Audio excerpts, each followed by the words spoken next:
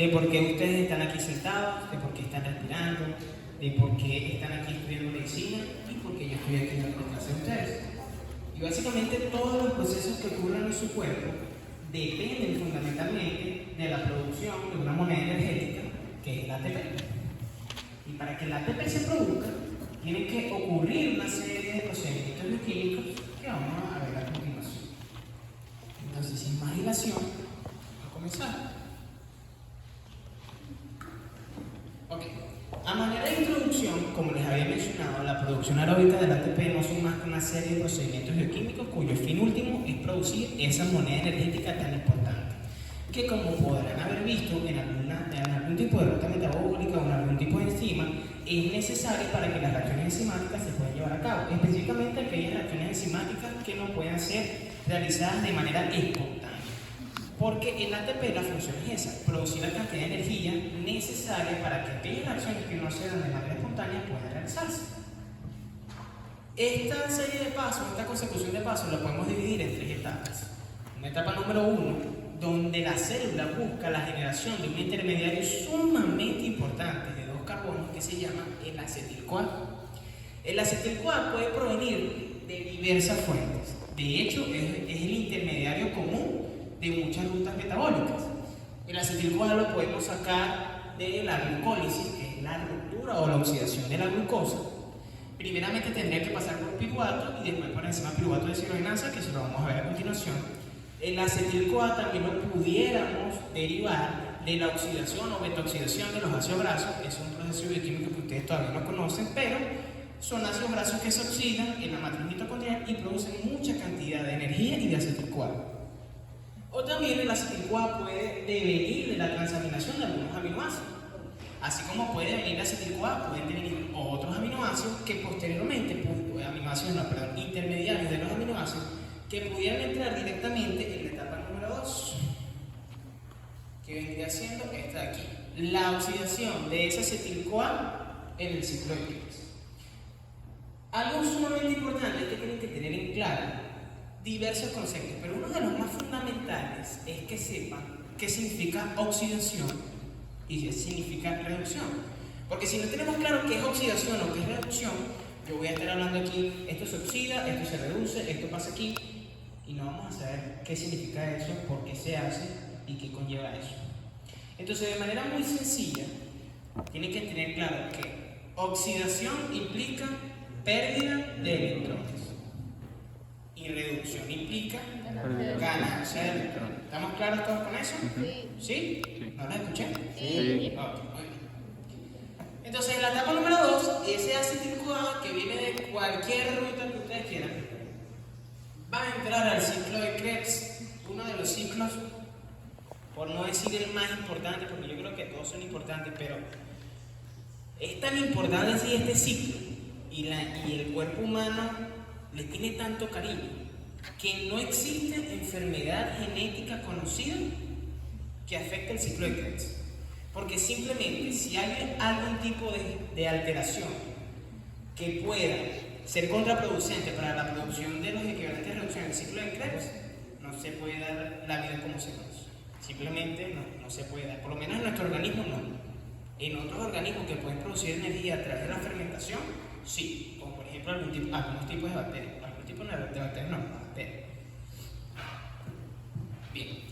En el ciclo de Krebs, el acetil-CoA va a entrar, se va a oxidar y va a formar estos señores que tenemos aquí, que es la nicotinamida adenina dinucleótido oxidada o reducida. Cuando les diga oxidada, quiere decir que le falta un electrón. Cuando le diga reducida, que ya tiene ese electrón. Y oxidada sería NAD y reducida NADH. O también la flamil-adenina dinucleótido, que si está oxidada va a ser FAD, o si está reducida va a ser FADH2. Entonces, a partir de este momento, por términos de practicidad, para no decir nicotinamida, adenina, dinucleótido, no. Vamos a hablar de NAD y FAD reducido, oxidado. ¿Sí? Ok. Y una última etapa, que es la etapa número 3, donde ocurre el transporte de esos electrones producto de la formación de los equivalentes de reducción en el ciclo de Krebs y posteriormente la fosforilación oxidativa. donde a través del paso de esos electrones por la membrana mitocondrial y de una serie de proteínas específicas y especiales que se llaman complejos 1, 2, 3 y 4, esos electrones van a generar una fuerza que se llama teoría quinesmática de Mitchell, que realmente no es tema para la clase que vamos a ver hoy, sino que se lo va a explicar el profesor Oscar Viernes.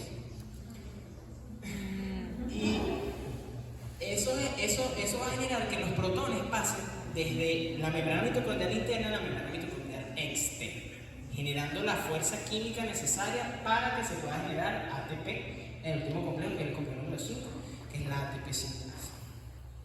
Excelente. Pero antes de hablar del ciclo de Krebs, ese ciclo tan importante, tenemos que hablar de un complejo multienzimático que se llama complejo piruvato deshidrogenasa. En muchos libros, por términos de practicidad o simplicidad, hablan de la enzima piruvato deshidrogenasa como una enzima única, pero realmente no lo es así. Es un complejo multienzimático que consta de 3 enzimas. Una enzima número 1, que es esta que tenemos aquí, externa, una enzima número 2 y una enzima número 3, y que cada una tiene una función sumamente específica y necesaria para que se lleve a cabo esta reacción. ¿Y cuál es la reacción que cataliza esta enzima? Que ella agarra el piruvato, molécula de 3 carbonos, con un grupo cetona, y también un grupo carbonilo en uno de sus extremos, un grupo metil en otro de sus extremos, entra la enzima piruvato deshidrogenasa y al final produce una molécula de CO2 y una molécula de acetilcoa. Y que, como pueden ver, el delta G de esta reacción es de menos 33.4 kilojoules por mol. ¿Y qué quiere decir eso? Que es extremadamente. Que es espontáneo. Por consiguiente, ¿necesita o no necesita energía? No necesita. No necesita energía. Exactamente. Por eso que ustedes aquí no ven ninguna molécula de involucrada. Correcto. ¿Sí? Ahora, ¿cuáles son los protagonistas de este procedimiento? ¿Cómo se llaman esas enzimas? La enzima número 1 es la piruvato descarboxilasa. Y como les dije en el video, se lo vuelvo a recalcar. Ya ustedes estudiaron qué es la enzima y cuáles son los tipos de enzimas. Y las enzimas son muy buenas con nosotros, porque ellas nos facilitan las cosas para aprendernos su nombre y también para saber qué reacción catalizan ellas. Entonces, por ejemplo, algo de mucha lógica. La enzima piruvato descarboxilasa participa en reacciones de descarboxilación oxidativa y su sustrato es el piruvato. ¿Tenía que leer el manager para eso? No. Simplemente tengo que saber cuáles son los tipos de enzimas y qué reacciones catalizan ellas. Esta enzima utiliza como coenzima la tiamina pirofosfato. Si no está la tiamina pirofosfato, ella no puede cumplir su función. Y por eso es que las coenzimas son tan importantes para que las enzimas puedan ejercer su función catalítica. Seguramente cuando ustedes tuvieron coenzimas les pareció muy fastidioso. Es decir, son demasiadas, no entiendo nada, que si trasplante de electrones, que si los nombres, que si entonces es vitamina B6, pero el nombre es otro. Pero mira, las coenzimas son tan importantes como las enzimas. Y un déficit de coenzimas, que principalmente eso viene por trastornos alimenticios, trastornos dietéticos, como por ejemplo el beriberi o la pelagra, que más adelante veremos qué es eso en otros temas, pueden generar efectos contraproducentes en nuestra salud. La enzima número 2 es la hidrolipoid transacetilasa. Entonces, ¿qué va a hacer esa enzima? Le pregunto yo a ustedes. Yo por lo menos, Rafaelito. ¿Qué va a hacer la enzima transacetilasa? Transportar grupos acetilos. Exacto. transferencia. Exactamente. Transacetilasa. Transferencia de grupos ácidos de una molécula a otra.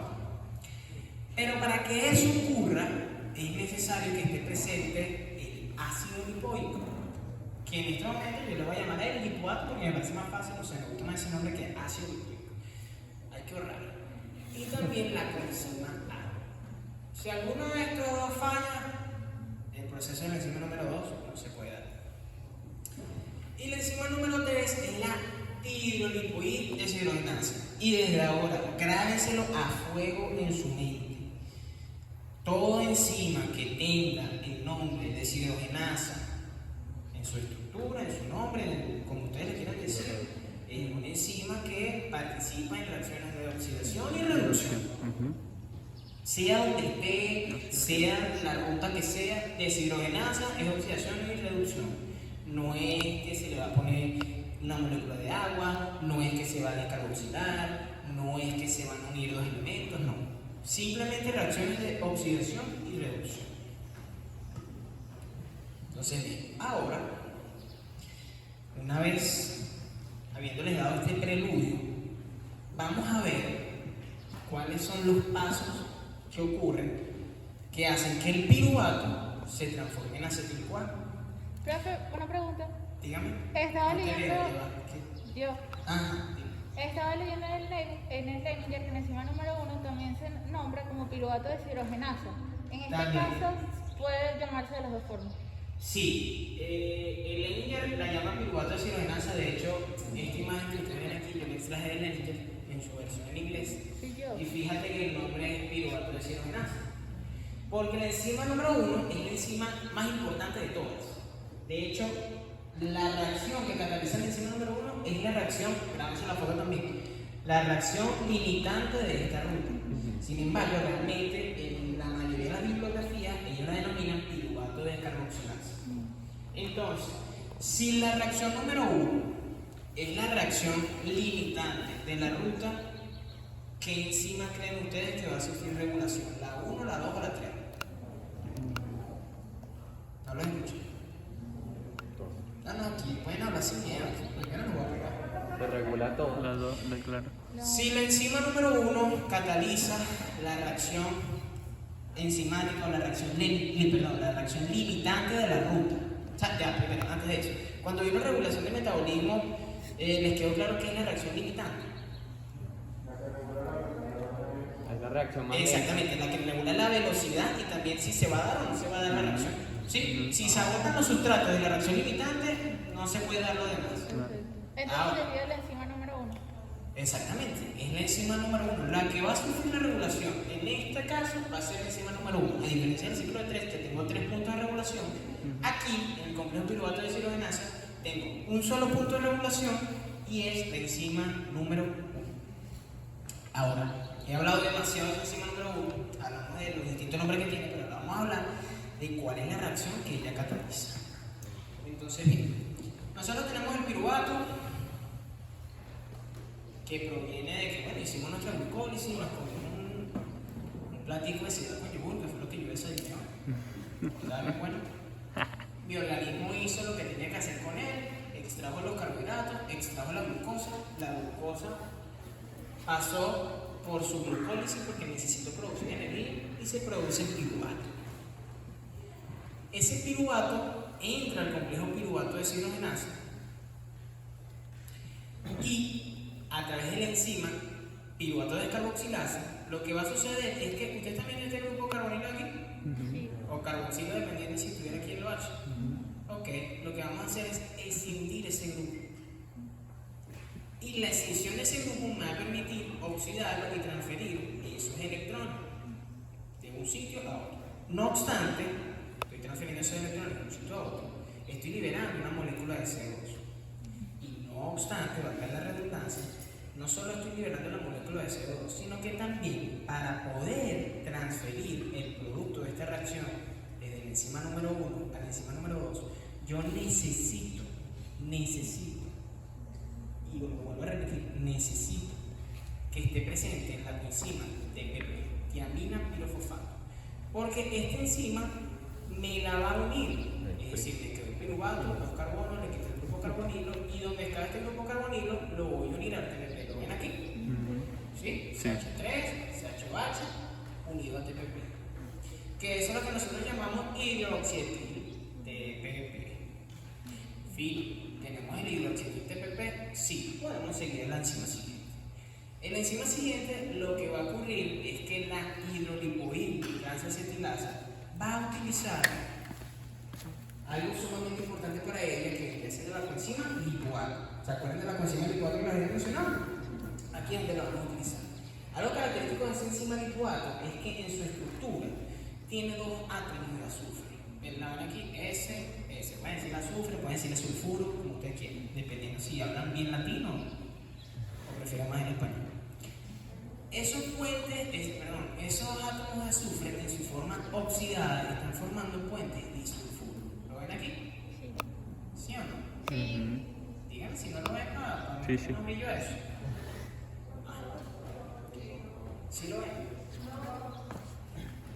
¿No lo ven? Ok. No le voy a poner más Yo creo que sabe mejor. un zoom. Ah,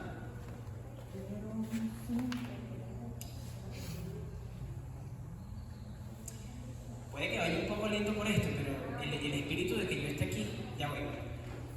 Es que yo quiero que ustedes entiendan qué es lo que está sucediendo y por qué está sucediendo. Porque si ustedes van a su casa a leer Leninger y a ver un poco de reacciones enzimáticas y aprenderse al calete, no estamos haciendo nada. Y no van a ser los mismos resultados a que si se lo aprenden entendiendo cada paso y el por qué. ¿Qué me vienen preguntando?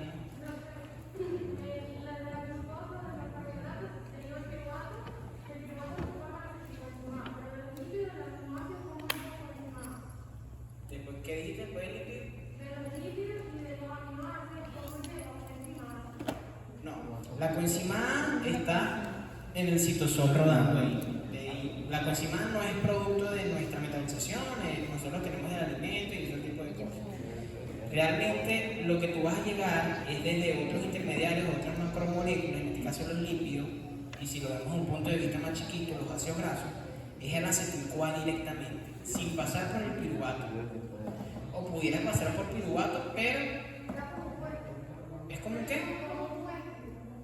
Es como un puente, si pudiéramos verlo como un puente, pero un puente que te lleva a varios caminos. El piruvato puede ser utilizado también en otros casos.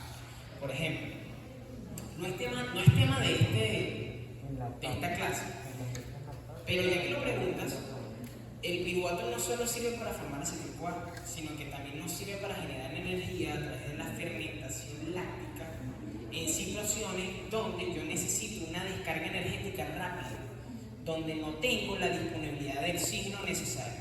¿Y tú sabes dónde ocurre eso? En el ejercicio anaeróbico. Si tú agarras y te metes en el gimnasio y tú te pones a hacer piernas con unas pesas, en el momento que vayas a hacer una sentadilla, tu cuerpo, tu músculo va a necesitar una descarga energética demasiado rápida para poder llevar a cabo esa contracción muscular. Y lamentablemente, la vía de la producción aeróbica del ATP es muy lenta para lo que tú necesitas en ese momento. Y es por eso donde nuestro organismo es tan perfecto y tan sabio que te permite la oportunidad de generar energía de una manera mucho más rápida, pero tiene un coste.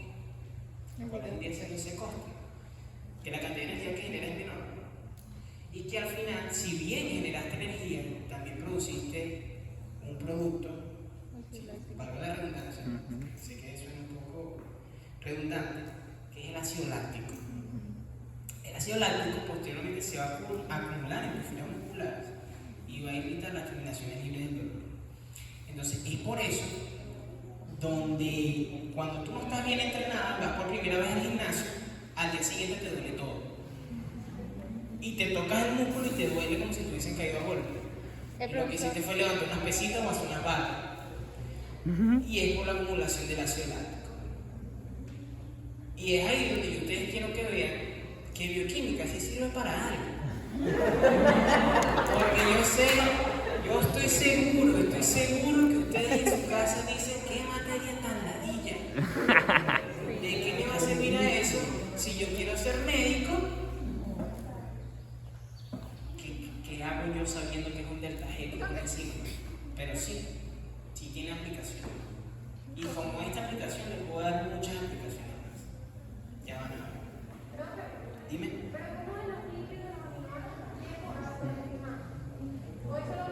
A la coenzima no llegas. La coenzima ya existe. Me estás diciendo, creo que te refieres a la acetil-CoA. Ok, lo que pasa es que yo te lo puedo decir, pero en este momento no lo vas a entender, porque eso es un tema que no hemos visto. Yo te lo estoy adelantando, ¿sí? Pero, a grandes rasgos, ¿cómo llegas a la acetil-CoA de un lípido? a través de un proceso bioquímico que todavía no conocemos, que se llama petoxidación de los ácidos grasos, que los ácidos grasos se oxidan y al final forman acetil-CoA.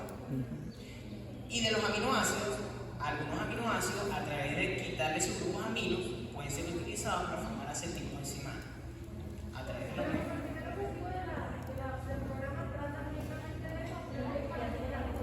me voy a los hidratos, dijiste.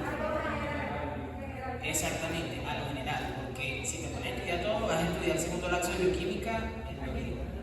¿Viste? Pero hay que sepas de manera general que el acetil-CoA viene de los lípidos, proteínas y carbohidratos.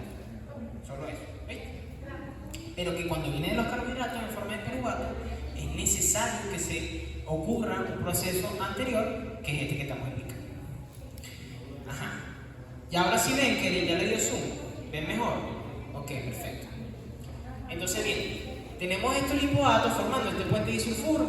Entonces lo que va a hacer la enzima de hidrolipoil piruvato es que va a agarrar y va a unir este hidroxietil TPP a la molécula de lipoato y va a formar un puente o un enlace tioéster entre el hidroxietilo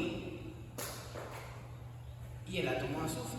Enlace tioéster, tio, azufre, éster, molécula, enlace que se forma entre una molécula de carbono y otro tipo de átomo diferente del carbono. Pero, y quiero que se fijen en esto, que en ese proceso el otro átomo de azufre, ¿qué le pasó? Se Se reduce. redució. Se redujo. Se redujo. Exactamente. Se redujo. Así que redució. Tranquilo. Entendimos que ganó el electrón. Tranquilo. Y le quedó un grupo tiol aquí. Chévere. ¿Cómo que se llama esta enzima? Lipoides transacetilasa. Esa transacetilasa. Entonces, ¿qué fue lo que hizo? Agarró el grupo acetilo de aquí, el hidroxiacetil, y lo pasó de esta molécula, de este sitio, a este sitio. Ya cuando esto está listo, la enzima puede unir la molécula de hidroxiatil a una molécula de coenzima A, que como pueden ver aquí también tiene un grupo tiol. ¿Ven este hidrógeno aquí? Sí. Ok. A expensas de que se produzca el acetil-CoA, lamentablemente, el otro átomo de azufre captó los electrones de la coenzima A y por consiguiente se redujo, formando lipoato o lipolicina reducida. Y lamentablemente en las reacciones bioquímicas todo tiene que ser lo más óptimo posible. Y si yo tengo esto reducido y realmente para que se una el hidroxietil TPP lo necesito oxidado, ¿cómo hago? Tengo que producir la molécula otra vez. Eso es demasiado. Entonces es allí donde entra en el juego la siguiente enzima, que es la dihidrolipoil Deshidrogenasa. deshidrogenasa. Entonces ya el nombre nos está diciendo todo. Ella lo que va a hacer es quitarle los electrones a estos grupos tioles reducidos, que primeramente van a pasar a una molécula de FAT, aquí tenemos el FAT oxidado, y aquí tenemos posteriormente el FAT reducido, y luego lo voy a llevar a una molécula de NAT oxidado para formar el NAT reducido. Cuando ustedes vean esto, esto es NAT reducido y esto es FAT reducido. FAT oxidado, NAT oxidado. Una vez que eso sucede, que se oxiden estos grupos tioles, tengo mis dos átomos de azufre disponibles para que vuelvan a formar un puente disulfuro y puedan aceptar otra molécula de hidroxietil TPP. Y así poder producir nuevamente acetil-CoA. ¿Se entendió? Sí. ¿Alguna pregunta? ¿Alguna duda? ¿Lo entendieron bien paso por paso? ¿Sí? ¿Más o menos? ¿Un poquito? ¿Más o menos? Bueno, sí. Como todas las reacciones bioquímicas y la mayoría de las enzimas, ustedes saben que ellas requieren de una regulación bastante fina e importante. Porque nuestro organismo, nuestras células no pueden ir como locos haciendo cualquier cantidad de reacciones bioquímicas, invirtiendo cualquier cantidad de energía, independientemente de las necesidades que yo tenga como ser humano.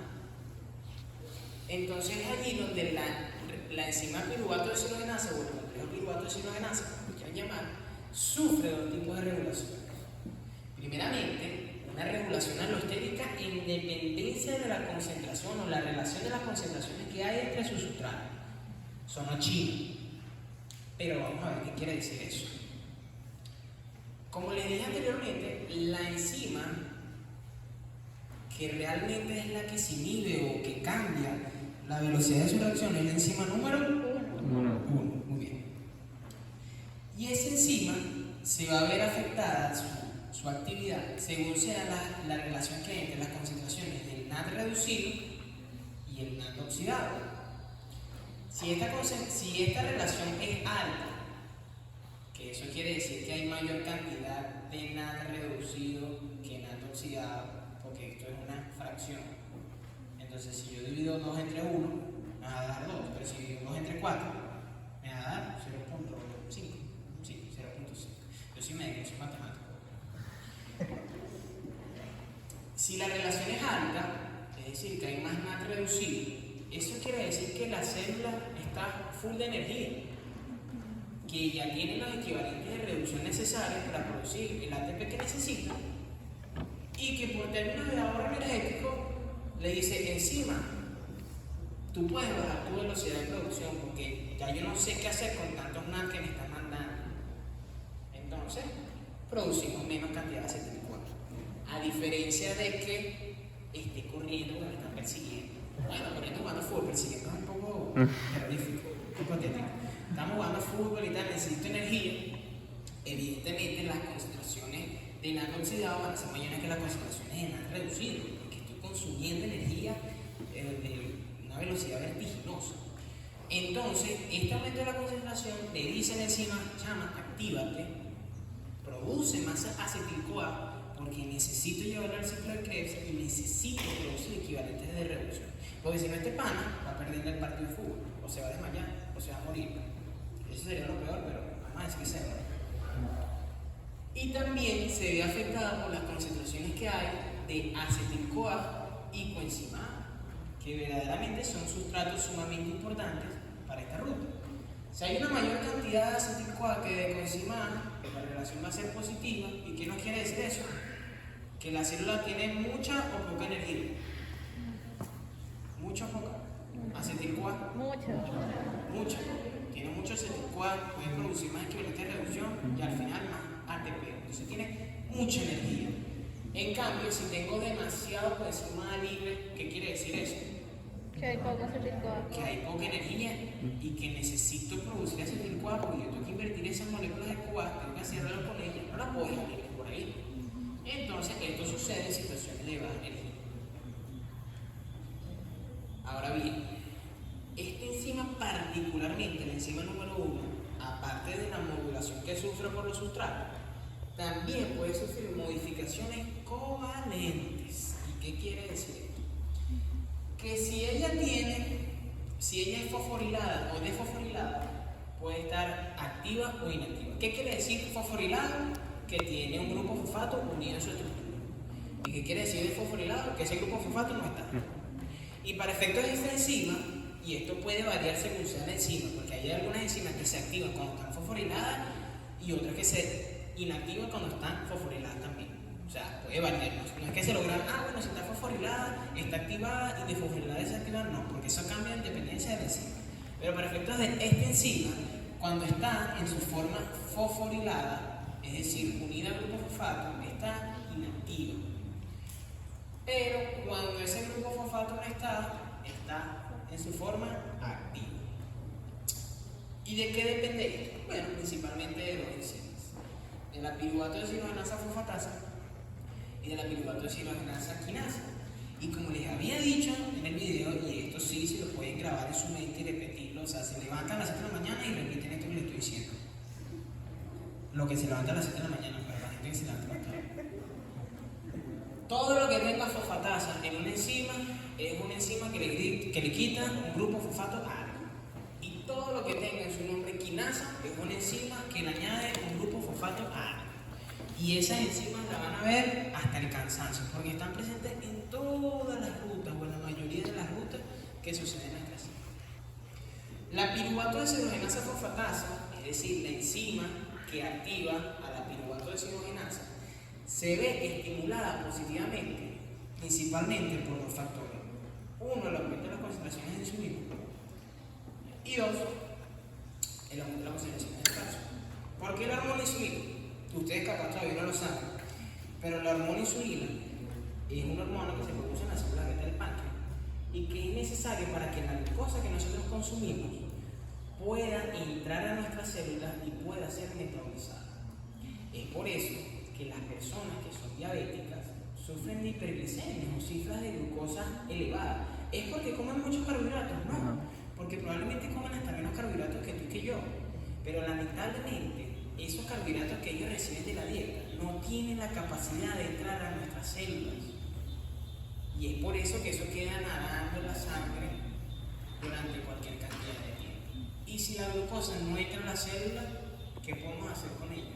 Nada. Metabolizarla. Pero la vamos a metabolizar en aquellas células que no requieran de insulina para que pueda entrar, que son principalmente tres: el hígado, el cerebro y los eritrocitos. Que como dato importante, los eritrocitos no tienen mitocondrias. Entonces lo que yo les estoy explicando aquí no sucede en ellos. Porque los eritrocitos producen su energía necesaria a través de la glucosa. ¿Ok? Y en el caso de nuestro cerebro, la mayor cantidad de energía que ellos producen es a través de la metabolización de la glucosa. Por consiguiente, sería poco óptimo que nosotros necesitáramos de insulina para que nuestro cerebro funcionara. Por eso que en nuestro cerebro la glucosa tiene una vía libre y puede entrar y salir de la célula como ella quiera, según sea su necesidad. Y es por eso también que en un caso de hipoglicemia, ¿alguno aquí le ha dado hipoglicemia alguna vez? Se le bajó el azúcar, como se dice en el argot popular. Ha pasado, ¿a ti te ha pasado? No? Bueno, es por eso que cuando se te bajó el azúcar o tuviste una hipoglicemia, tú empezaste a sentirte mal, desmayado, que te ibas a caer, que no tenías fuerza, y dependiendo de la gravedad, a lo mejor convulsionaste y todo. No convulsionaste, ¿verdad? Porque no fue tan grave. Porque nuestro cerebro, para producir energía, y es un órgano que demanda demasiada energía, y mucho más cuando estamos así con la pensadera y le damos chucuchú en esos pensamientos. Desaparece una lavadora. Consume demasiada energía, y esa energía la obtiene a partir de la metabolización de la glucosa y otros componentes. Entonces, bien, la insulina lo que me dice a mi organismo es: utiliza esa glucosa para lo que tú quieras, pero utilízala para producir energía si la necesitas, para producir glucógeno si lo necesitas, para producir ácidos grasos si lo necesitas, lo que tú quieras, pero utilízala, no me la dejes más en la sangre. Y es por eso que activa la piruvato deshidrogenasa fosfatasa, la piruvato deshidrogenasa, y permite que se forme la acetil-CoA para posteriormente entrar al ciclo de Krebs. También esta enzima se ve afectada positivamente por el aumento de las concentraciones de calcio. Y aquí me tengo que detener otra vez, porque si yo les digo que es estimulada por las concentraciones de calcio, probablemente no entiendan qué papel juega el calcio aquí. Y el calcio, o las concentraciones de calcio, es un indicador de las necesidades energéticas que tengan las células. Y a manera de ejemplo me voy a referir específicamente a las células musculares, porque son las células que dependen mayoritariamente del calcio. En las células musculares el calcio está en el retículo sarcoplasmático, ¿no? Nosotros tenemos nuestro calcio almacenado allí. Y cuando nosotros necesitamos imbricar las fibras de actina y de miosina y posteriormente generar la contracción muscular, yo necesito del calcio presente. Yo necesito que el calcio esté presente y además de una molécula de ATP. Pero para efectos de lo que estamos hablando, vamos a enfocarnos en el calcio. Necesito que ese calcio esté presente y es por eso que se libera el calcio del retículo sarcoplasmático al citosol. Una vez que aumentan las concentraciones de calcio, yo energéticamente hablando, yo puedo interpretar eso como que esa célula tiene una demanda de energía mayor a la habitual. Si yo estoy acostado, probablemente las concentraciones de calcio de mis músculos sean menores. Pero si me pongo a hacer algún tipo de ejercicio, las concentraciones de calcio van a aumentar vertiginosamente. ¿Por qué? Porque estoy necesitando mayor cantidad de energía. ¿Y de dónde voy a sacar esa energía? de la producción del acetil-CoA. ¿Y de dónde voy a sacar ese acetil-CoA? Del piruvato. ¿Y qué voy a hacer con el acetil-CoA después? Llevar al ciclo de Krebs y como fin último producir ATP. Y así es que a mí me gustaría que ustedes razonen todos los procesos bioquímicos que de ahora en adelante van a aprender y los vayan poco a poco, a medida que los vayan estudiando, uniendo unos con otros, y así, en conjunto con lo que aprenden en fisiología, puedan entender qué es lo que sucede en su organismo en cualquier tipo de situación, cuando como, cuando duermo, cuando hago ejercicio, cuando me enfermo, cuando todo eso. Y si le ponen un poquito de corazón, estoy seguro que lo hacen. Entonces, ¿se entendió lo del calcio? ¿Sí? Aumento de calcio, aumento de la necesidad energética, aumento de la producción de acetil-CoA, por consiguiente, estimulación de la enzima piruvato deshidrogenasa o fatasa. Ahora vamos para la enzima mala, la que inactiva la piruvato deshidrogenasa. ¿Qué vendría siendo la piruvato deshidrogenasa quinasa? Ella se va a ver estimulada positivamente por el aumento de las concentraciones de acetil-CoA, de NAD reducido y de ATP. Que eso yo, energéticamente hablando, lo puedo interpretar como situaciones de alta energía celular. Disculpen. Y si tengo alta energía en la célula, ¿qué es lo que necesito? Inhibir la piruvato deshidrogenasa. ¿Y cómo lo voy a hacer? Fosforilando. ¿Y quién lo va a fosforilar? La enzima piruvato deshidrogenasa. Es mucho más sencillo de lo que parece. Solamente hay que entenderlo un poquito. Y por aquí tenemos, no sé si ustedes lo ven ahí por la cartelera, pero si no lo ven yo se los digo, que el aumento de las concentraciones de piruvato, de ADP y de calcio van a inhibir la piruvato deshidrogenasa quinasa. ¿Y por qué? Porque energéticamente hablando, un aumento del piruvato se interpreta como una situación de alta o baja energía en la célula. Un aumento de la concentración del piruvato de baja energía, exactamente. Porque tengo ese piruvato que tengo que hacer algo con él. ¿Y qué es lo que hago yo con el piruvato? Producir energía, acetil-CoA y energía. Y si tengo una alta concentración de ADP, adenosindifosfato, es una situación de alta o baja energía. De baja energía, porque es el intermediario que yo utilizo al final para producir ATP. Si no está eso, no puedo producir ATP. Imposible. Eso no se puede ocurrir. Y el aumento de las concentraciones de calcio no lo pudiera ver desde el punto de vista de alta o baja energía de la célula, porque la energía puede estar bien, pero sí como un aumento de las necesidades energéticas de la célula. Por consiguiente, hermano, inhíbete para que me dé chance al piruvato deshidrogenasa de producir el acetil-CoA que yo necesito para suplir mis demandas energéticas. ¿Estamos bien hasta aquí? Sí. ¿Preguntas? ¿Respuestas? ¿Tengo una pregunta o una respuesta? ¿Puedes repetir lo que hace la quinasa? Ok, sí, claro que puedo repetir.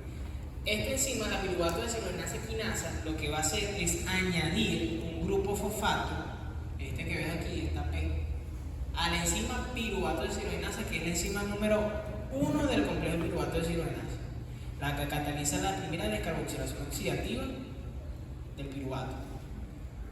Y al esto suceder, ella se inactiva. Entonces, básicamente la función de esta enzima es inhibir la actividad de la enzima número 1 de la piruvato deshidrogenasa. ¿Bien? ¿Un poquito más? Más o menos. Te veo como dudoso. Bien. ¿Sí? Hermano, ¿lo puedo repetir otra vez? No hay problema. ¿Sí? Ok. ¿Ustedes están apurados? ¿Sí? Qué lástima. Ah, no, de pana, en serio, tengo como que terminar en algún momento. No, No. hasta el mediodía tenemos la auditorio. Hasta el mediodía, pero no llega hasta el mediodía, dije, pero dependiendo, pues, si ustedes van entendiendo, pues va avanzando más rápido. Entonces, entramos a este señor que Náhuara, que esto es el trauma. El trauma para cualquier estudiante de medicina del segundo año y de aquí hasta que se mueran, ustedes casi que le van a contar sus hijos. Tú sabes, cuando yo estudiaba medicina, una broma, se me hace lo que y yo no entendía, y entonces esos exámenes viene el profesor Ojeda, y no sé qué, y una de las cosas que se van a acordar es el ciclo de Krebs. Y el ciclo de Krebs, o ciclo de los ácidos tricarboxílicos, es un ciclo con una serie de reacciones metabólicas que forman parte del metabolismo intermediario. Y ¿Y qué ocurre en esta señora tan importante, en esta organela doble membranosa que tenemos en toda nuestra célula, a excepción de las células que le dije, que venían a ser los eritrocitos, que es la mitocondria? ¿Dónde ocurre el ciclo de Krebs? En la matriz mitocondrial. Si le preguntan en la prueba, ¿dónde ocurre el ciclo de Krebs? ¿Ustedes qué van a responder? En la matriz mitocondrial. En la matriz mitocondrial. No en la membrana, no en el citosol, no fuera, en la matriz mitocondrial. Y sus enzimas están en la matriz mitocondrial, exceptuando una sola, y moja con eso por si le quieren poner una conchita manto, que es la succinato de cirujanos. Ella no está en la matriz mitocondrial como tal, sino que está más bien en la membrana mitocondrial. La membrana mitocondrial. No, o sea, claro, cuando le dije, no sé si la pregunta es si las enzimas, ahorita yo les explico cuando veamos la enzima para que les quede grabado en la mente. Se llama enzima succinato de cirugenasa, ella no está en la matriz, sino que está en la membrana mitocondrial interna. ¿No está o...? ¿No se entendió? Porque no se escucha bien. O yo estoy hablando... mira, estoy hablando mejor. Dale, mira, te lo explico así con una voz más potente. Las enzimas o las reacciones del ciclo de Krebs ocurren en la matriz mitocondrial. Pero hay una oveja negra de esta familia que es medio rebelde, que es la enzima succinato de cirugenasa, que no está en la matriz mitocondrial, sino en la membrana mitocondrial interna. Eso es todo. De nada. Entonces, el ciclo de los ácidos tricarboxílicos, o ciclo de Krebs, tiene una serie de características fundamentales que tenemos que entender y saber. La primera de ellas es que, como les había adelantado al principio de la clase, proporciona una vía final común para la oxidación de carbohidratos, de lípidos y proteínas, que es lo que habíamos hablado anteriormente. Número 2, que genera energía en forma de ATP directamente. Si tiene la capacidad de producir ATP por ella sola. Pero la cantidad de ATP que produce es uno solo por vuelta de célula. Pendiente con esto. Y ya les voy a puntualizar y les voy a hacer hincapié en esto. 3, que proporciona sustratos a la cadena transportadora de electrones. ¿Cuál vendrían siendo esos sustratos? Los equivalentes de reducción, es decir, el NAD o el FAD reducido. 4, que es una fuente de precursores biosintéticos para otras rutas, porque muchos de los intermediarios que se utilizan en el ciclo de Krebs pueden ser utilizados para formar aminoácidos, para formar lípidos, para formar inclusive hasta el grupo hemo de la hemoglobina, ese que fija el oxígeno cuando nosotros ventilamos. Y digo ventilamos porque realmente respiración y ventilación no es lo mismo. Respiración es lo que nosotros estamos viendo ahorita, que es la producción de ATP a través del transporte de electrones en la membrana mitocondrial. Pero tanto se dijo que respiración era ingresar el aire desde la atmósfera a nuestros pulmones que quedó así, pero realmente eso es un fenómeno ventilatorio. Y la respiración es esto que nosotros estamos viendo, la respiración celular. Pero bueno, ya eso quedó así, ya no vamos a hacer nada. Pero para que sepan, pues, para que cuando salga la conversación, díganme, este chavo sabe. Bueno, tipo tan interesante. O mujer, pues tipa suena feo. 5, que algunos de esos intermediarios regulan otras vías, como por ejemplo el citrato, que cuando el profe Oscar el viernes en la clase van a ver que el citrato es capaz de regular la actividad de una enzima que se llama fosfofructoquinasa, que es una enzima inmiscuida en la ruta de la glucosa. Y número 6, que la reacción global, esto se lo pueden preguntar. Eso se lo pueden preguntar, tipo, yo me acuerdo que cuando yo era estudiante, hace muchos años, ya me siento bien. No, mentira, no, hace tantos años, ya que me siento bien. Pero esto salía en preguntas de selección simple. Entonces te decía, la reacción global del ciclo de Krebs es, 2 puntos, A, tal, B, tal, y tú tenías que ver cuál era. Entonces, de una vez apréndanselo, que la reacción global es que de un acetil-CoA más 3 NAD oxidado o reducido. Ok, más un FAD oxidado o reducido. Ok, buenísimo, así me gusta.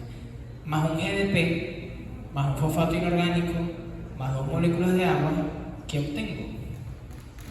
Tan, tan, tan, tan.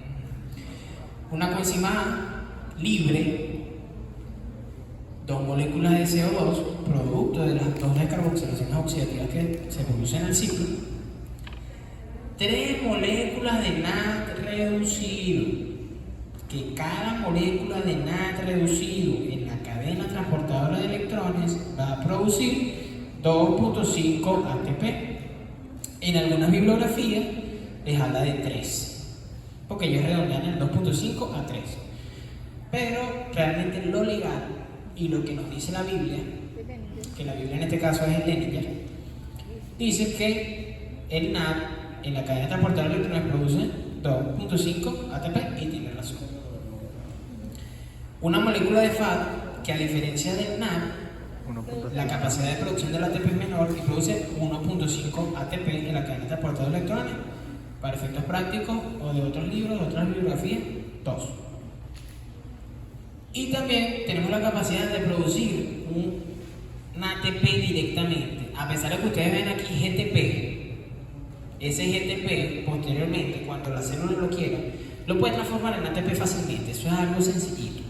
Pero realmente lo que sucede en el ciclo de Krebs es que se produce, vamos a llamarlo así, como que un ATP disfrazado. Un ATP disfrazado de GTP, que en el momento que la célula necesita utilizar ese ATP, le quita el disfraz, como Scooby-Doo, pues. Le quitó el disfraz y quedó quien era realmente, más o menos.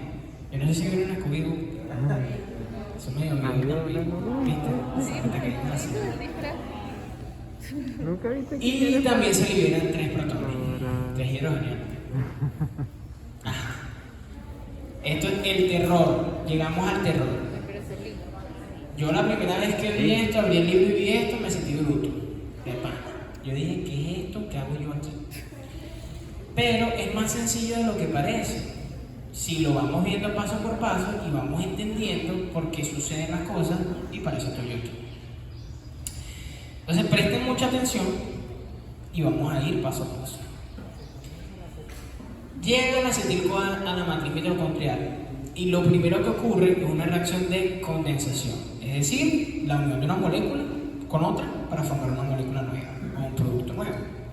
En este caso se va a unir este señor que está aquí, que es una molécula de 4 carbonos con 2 grupos carbonilos en su composición, que es el oxalacetato.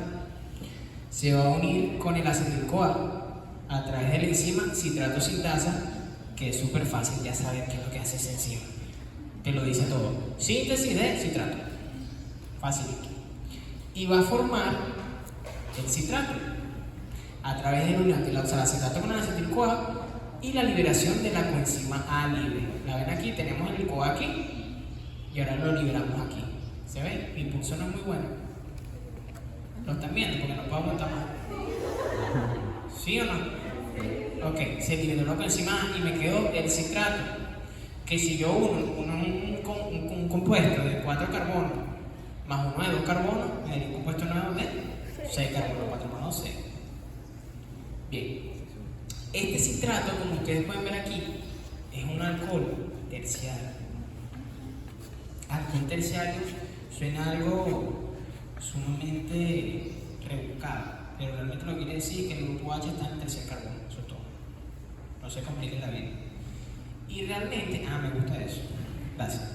Y realmente, porque yo tampoco veo bien, realmente la oxidación de un alcohol terciario no es tan favorable como la oxidación de un alcohol secundario, por términos de rendimiento energético y también de la especificidad que tiene la enzima que vamos a ver ahorita.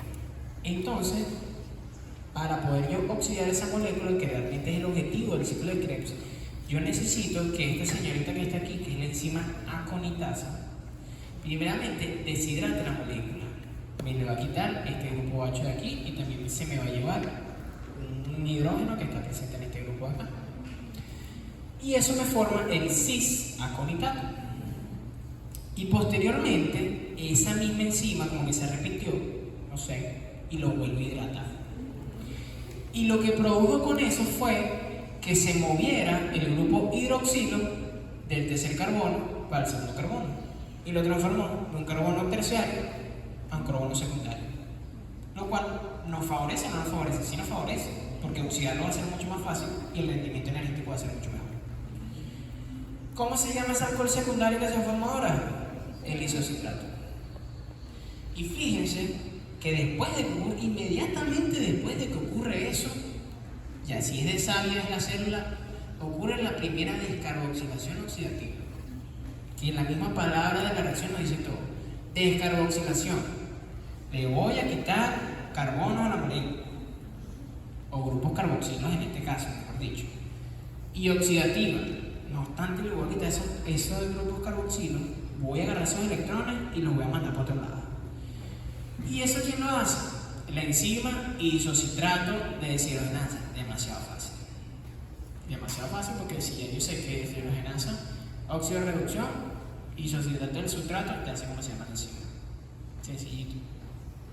Y fíjense que aquí se libera una molécula de CO2 y también, agarrándome aquí, de este nato oxidado se me reduce y me queda un equivalente de reducción nuevo que posteriormente va a la cadena transportadora de electrones. Y es aquí donde ya ustedes pueden decir con propiedad, si alguien le pregunta, de dónde sale el dióxido de carbono que nosotros expelemos cuando respiramos. En este caso respiramos, está bien dicho, y ventilamos, porque nosotros inspiramos oxígeno y liberamos dióxido de carbono. ¿De dónde sale el dióxido de carbono? Del metabolismo. De aquí. Es algo mágico religioso, como capaz pensamos antes de estudiar medicina. Bien, de esta reacción, de esta primera descarboxilación oxidativa, me queda una molécula nueva que vendría siendo el alfa-cetoglutarato. Ese alfa-cetoglutarato que tiene esta estructura, como ustedes pueden ver aquí, 1, 2, 3, 4, 5 carbonos y un grupo carbonilo en uno de los extremos. Posteriormente va a sufrir una segunda descarboxilación oxidativa, que al igual que la primera, lo que voy a hacer es liberar un grupo carboxilo, oxidar una molécula de NAD, pero en esta segunda descarboxilación ocurre algo distinto, que es que no obstante, yo le estoy quitando el grupo carboxilo y estoy reduciendo otra vez, le voy a añadir a la molécula otra coenzima libre, que es esta que ustedes ven aquí. Se me libera el CO2 y se me reduce el NAD. Y esta señorita lo hace, o esta reacción lo hace, la señorita alfa-cetoglutarato del sustrato, deshidrogenasa. Facilito de aprenderse el nombre también, no tiene mayor complicación. Es más, pueden elegir aprenderse o la reacción o el nombre. Si se aprende el nombre, se aprende la reacción. O si se aprende la reacción, se aprende el nombre. Sencillo. Y de eso nos queda el succinil coenzima A. Y luego llegamos al paso número 5, que es uno de los pasos más importantes y más preguntables, porque aquí ocurre algo particular, y es que la enzima succinilcoacintetasa, capaz con esta enzima tengamos un poquito de problemas, porque realmente lo que se forma, la síntesis del succinilcoacin es el succinato. Entonces aquí es donde capaz tiene que profundizar un poquito más. Pero a partir de la ruptura de este enlace de acá, que une ese enlace tioéster que une el carbono con la coenzima A, yo voy a agarrar toda esa energía que se produce y la voy a acoplar a la formación de una molécula de GTP a partir de GDP y fosfato inorgánico. Reacción que en condiciones basales no se puede dar espontáneamente. Y es por eso que yo estoy invirtiendo la cantidad de kilojoules que estoy produciendo a través de la ruptura de este enlace para formar ese GTP. Y es lo que se llama fosforilación a nivel de sustrato. Fosforilación, ¿por qué? Porque se está transfiriendo un grupo fosfato, un fosfato inorgánico, de un sitio a otro. Y a nivel de sustrato, porque para hacerlo se requiere la ruptura de un enlace, en este caso el sustrato de la enzima. Como les dije antes, eso lo cataliza la enzima succinilcoacintetasa, y lo que me queda de eso es el succinato, que es esta señora que tenemos aquí. El succinato va a sufrir una reacción de deshidrogenación, y si es una deshidrogenación, que también es sinónimo de decir oxidar, eso lo va a catalizar con la enzima lógicamente deshidrogenasa, que en este caso sería la succinato deshidrogenasa. Pero este es otro paso particular. Dime, hermano.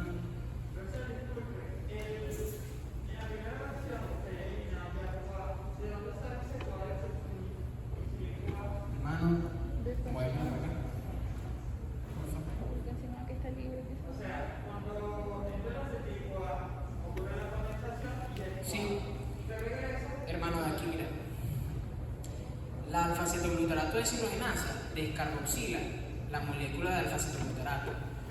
Pero, como les había dicho, no obstante descarboxilar la molécula de alfa-cetoglutarato, le va a añadir, míralo aquí, una coenzima A a la molécula. Y es por eso que posteriormente me queda el succinil-CoA, que es el mismo alfa-cetoglutarato, ya en este caso descarboxilado, y con un enlace tioéster entre el carbono y la coenzima A. No, el CO2 se libera a partir de la descarboxilación. La añadición o la añadidura, añadición es una palabra, ¿sí? La añadidura de la coenzima A es como un proceso aparte de la descarboxilación. O sea, un proceso que se da en dos tiempos. Primero se descarboxila, se libera CO2, se reduce el NAD y después uno lo que me queda con la coenzima A para formar succinil-CoA. Y ese succinil-CoA le rompo el enlace entre el carbono y el CoA y produzco ATP. Bien, hermano.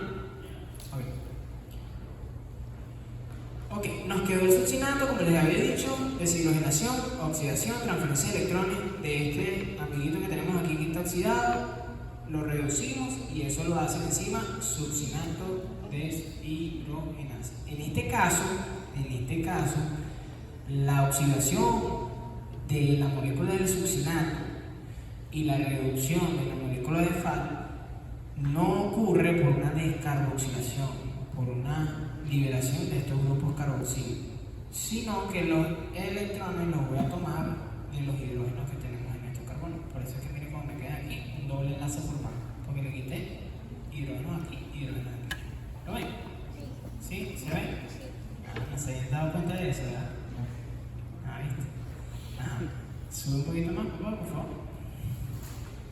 Ya a partir de este punto, ya nosotros prácticamente hicimos lo que íbamos a hacer, que es producir equivalentes de reducción. Pero como esto tiene que ser un proceso rentable, al igual que la enzima piruvato deshidrogenasa, yo necesito que sea autosuficiente, autosustentable. Yo no puedo andar reponiendo el oxalacetato que necesito para formar el citrato de la primera reacción en otro lado. No se puede. Eso no es favorable para la célula. Entonces, ya a partir de la sexta reacción en adelante, lo que buscamos es reponer el oxalacetato, hacer todo lo humanamente posible para yo agarrar los intermediarios que tengo y reponer el oxalacetato. Y lo primero que hacemos es hidratar el producto de la succinato deshidrogenasa, que viene siendo el fumarato, a través de la enzima fumarasa. Hidratación, es decir, le voy a añadir una molécula de agua. Luego, posteriormente, me queda el malato, que es este señor que tenemos aquí. ¿Lo ven? ¿Sí lo ven? Ok, pero ¿en qué su composición tiene un grupo hidroxilo? Un alcohol. Entonces aquí nuevamente lo voy a deshidrogenar, es decir, voy a agarrar los electrones de los hidrógenos, lo voy a transferir. Esto es de chiripa, pues esto es como que, bueno, nos salió bien la broma. Repusimos oxalacetato y de paso producimos una equivalente reducción. Pero realmente el objetivo de la célula es generar nuevamente el oxalacetato. Reducimos el NAD, nos queda el NAD reducido y formamos el malato, el oxalacetato. Que ya esto nos queda disponible para que otra vez una acetil-CoA se una y forme el citrato. Esto ustedes lo pueden estudiar de la manera que ustedes quieran. En YouTube hasta hay un rap de esto. O sea, ustedes pueden agarrar, se aprenden el rap y hacen su broma en la prueba, pero cuando lo vayan a cantar en la prueba para acordarse, bomba. Pero lo que yo les recomiendo es que lo entiendan antes de aprenderse. Y después que lo entiendan y sepan por qué ocurren las cosas, se lo van a aprender de una manera mucho más fácil y sencilla.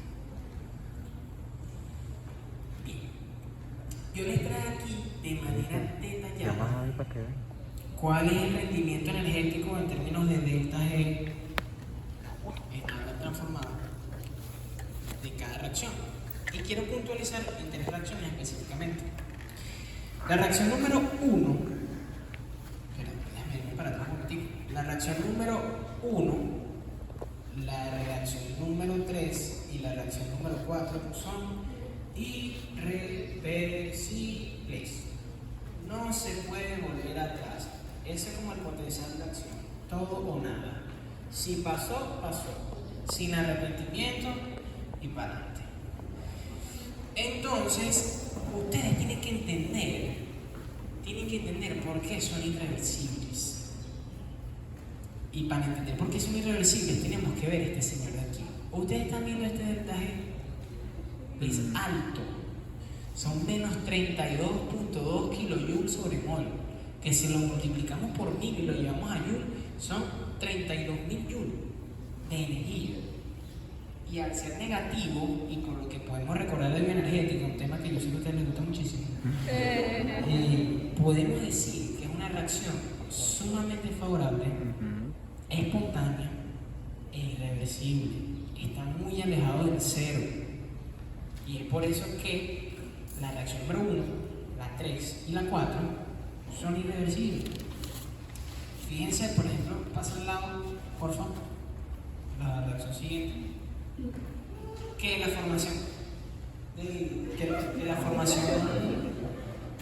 formación del citrato a isocitrato tiene un delta de 13.3, es muy pequeño y positivo, poco favorable.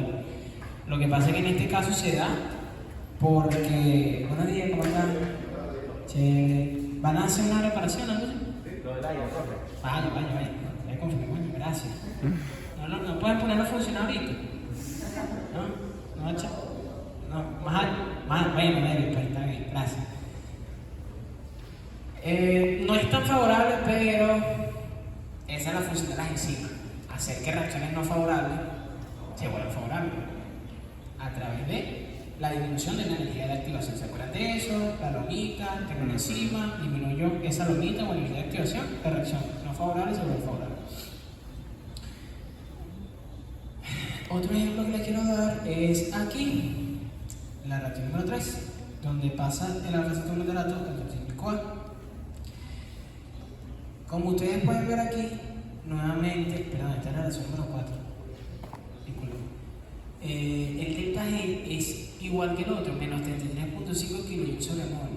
Es una reacción favorable, una reacción espontánea y por consiguiente es una reacción irreversible. Y una vez sabiendo eso, ya esto, mira, el delta G es 0 aquí, está en equilibrio prácticamente, puede ir para allá, puede ir para acá, ¿sí? Ese es como, no sé, para puede ir para un lado o para otro.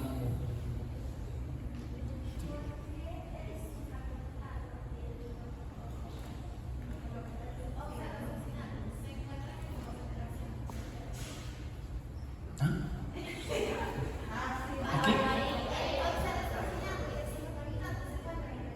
¿En dónde? ¿En dónde? ¿Dónde? Porque son intermediarios. Es intermedio. Pero ¿cuál es el? Yo no veo corchete aquí. Ah, sí, es verdad lo que tú dices, porque realmente esto es un paso intermedio. O sea, no es. Sí, es como una manera de señalizar que este no es el producto final de la vida, sino que es un paso previo antes del producto final. Ay, muy bien, chamo, felicito. Y por preparador. Orgulloso, igual que tú. Profe, yo tengo una pregunta. Ajá, yo creo que tenía una respuesta. Yo leí que creo, bueno, se llama malonato. Malonato. Malonato. O O malato. es un inhibidor competitivo del succinato, o sea, actúa sobre la enzima succinato deshidrogenasa. Entonces, yo quería saber que cuando él ingresa a la matriz mitocondrial e inhibe el ciclo, porque obviamente no va a tomar el puesto del succinato en enzima succinato deshidrogenasa, me imagino que el ciclo de Krebs se separaría. No. ¿Qué es lo que pasa, profe? Eso es lo que digas que se para. Bueno, profe, esa es mi pregunta. ¿Qué pasa? Esa es mi pregunta. No sé, lo leí, pero ahorita no me acuerdo si que. No se puede parar, porque si se para te mueres. Exacto. Acuérdate que antes de formar el malato, tú tienes una reacción aquí, una aquí, una aquí, una aquí, una aquí, una aquí, una aquí. Fino que no se dio aquí, lo que tú quieres que se diera, pero tienes unas reacciones previas que sí se van a dar siempre y que van a producir energía. Que capaz se produce un equivalente de reducción menos, sí, pero se sigue produciendo energía. Ah, Y este oxalacetato, como mecanismo de adaptación, puede ser repuesto con otra vía. ok. ¿Viste? Ok. Si se para el ciclo de Krebs es porque estás muerta. Ok. Ya tírate la pata. pues. Entonces, inhibe la reacción y el ciclo. Inhibe una de las 8 reacciones del ciclo de Krebs, pero el ciclo de Krebs sigue funcionando. Ok. De una manera menos óptima, sí, pero sigue funcionando. Ah, esa era mi pregunta. Gracias. Buena pregunta. Me gustó. Ajá. El ciclo de Krebs no escapa de la regulación porque por más bueno que sea y por más energía que produzca, yo no puedo andar produciendo energía como loco por ahí. Imposible, tendría que comer cada 5 minutos. Y bien, no. Entonces, es allí donde el ciclo de Krebs se regula por 2 vías. A través de la disponibilidad del sustrato, muy parecida a la enzima piruvato deshidrogenasa. A través de la disponibilidad del sustrato y también por la modulación de enzimas claves según sea estimulada o inhibida por las concentraciones de otros intermediarios. En lo que respecta a la disponibilidad del sustrato, en este caso la relación va a ser entre las concentraciones de oxalacetato y acetil-CoA, que son los sustratos inmiscuidos en la primera reacción del ciclo de Krebs, y la enzima citrato-sintasa. Si hay mayor cantidad de oxalacetato y acetil-CoA que de la citrato-sintasa, mi hermano, utilízame eso. Yo no puedo andar con eso por ahí, me da ansiedad. Utilízalo. Se me está acumulando. Y es por eso que la citrato-sintasa empieza a trabajar.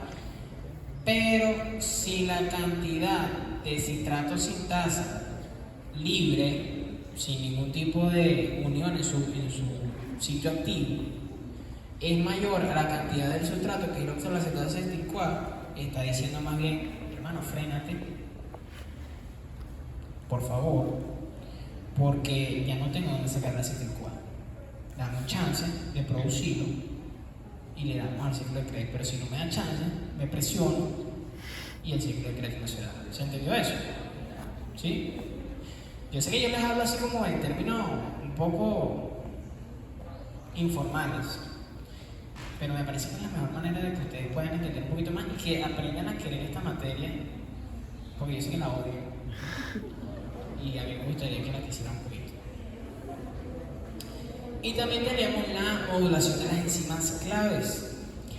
La modulación de enzimas claves, ¿dónde va a ocurrir? En las 3 reacciones irreversibles que comentamos, la 1, la 2 y la 3. Entonces, la reacción número 1, que es la catalizada por la citrato-sintasa, se va a ver inhibida en situaciones de alto índice o alta concentración de energía en la célula, que es cuando tenga un aumento de las concentraciones de NAD reducido o de desoxil-CoA, que es un paso intermediario y que también se traduce en altas concentraciones de NAD reducido, porque antes de formar acetil-CoA, ella produce un NAD, aquí, 2 NAD, básicamente. ¿Se entendió eso? Lo repito, por si acaso. La enzima número 1, la citrato-sintasa, la reacción número 1, la formación del citrato, se ve inhibida en situaciones donde la célula tiene la cantidad de energía necesaria para poder ejercer su función. ¿Y como yo interpreto eso? Porque hay un aumento de las concentraciones de NAD reducido, que es el equivalente a reducción utilizada para generar ATP, o también de succinil-CoA, que es el intermediario que tenemos en este paso aquí y que nos marca un límite entre la reposición de los otros compuestos y la segunda deshidrogenación, y también las primeras 2 descarboxilaciones oxidativas donde se produce un NAD reducido. Es decir, que ya al llegar aquí a este punto, ya yo tuve la capacidad de producir mínimo 5 ATP, la mitad. Porque por cada vuelta del ciclo, ¿cuántos ATP se producen? No, pero ATP en general, sumando todo. Bueno, por si no lo saben, por cada vuelta del ciclo de Krebs se produce, tiene un rendimiento energético de 10 ATP, 9 que se producen por la fosforilación oxidativa de los 3 NAD y un FAD, y le sumamos 1 que es el GTP, más 1, 10. En la segunda reacción que que está finamente regulada es la de la isocitrato a alfa-cetoglutarato. En este caso, esta reacción se ve desfavorecida nuevamente y lógicamente por aumento de las concentraciones de NAD reducido y ATP, fácilmente interpretable como una situación de alta energía en la célula. ¿Para qué voy a seguir dándole vueltas, pateando este perol cuando yo tengo demasiada energía, hermano? Ya, listo. Pero se ve estimulada cuando tengo un aumento de las concentraciones de ADP, que es el intermediario utilizado en la producción del ATP. Si hay mucho ADP, quiere decir que hay un déficit de ATP. Y si hay mucho ATP, quiere decir que no necesito ADP porque ya lo he consumido. Esos son procesos tan dinámicos que están ocurriendo a velocidades de milisegundos y es difícil de imaginarse. Por eso que nosotros tenemos que irlo llevando como más lentico para poderlo entender. Pero en un momento se inhibe, se activa, se vuelve a inhibir, se activa, de repente, concha, no me comí esto, o tuve que pegar una carrera, o me puse nervioso, o se me activó el sistema nervioso simpático, el parasimpático, concha. Es muy complicado verlo desde ese punto de vista, pero cuando terminen la materia van a lograr hacerlo.